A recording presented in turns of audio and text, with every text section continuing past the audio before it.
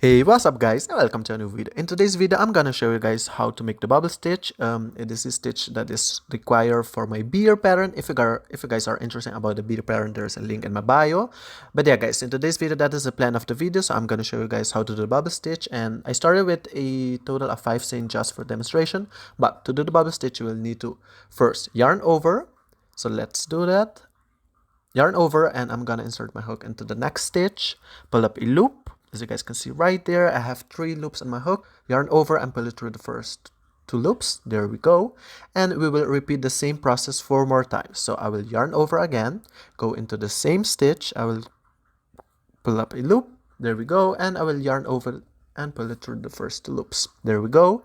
Now let's do it one more time. Insert the hook into the same stitch, yarn over, pull up loop and pull it to the first 2 loops, yarn over again, go into the same stitch, pull up another loop and pull it through the first 2 loops.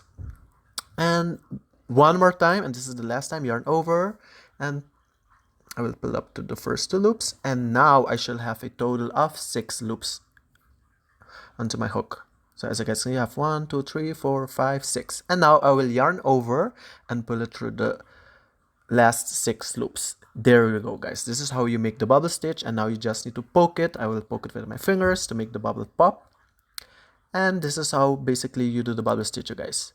Alrighty guys, I hope this video was helpful, and that I made this video especially if you're making my beer pattern, so you can know how I did it in case it is not clear in the pattern.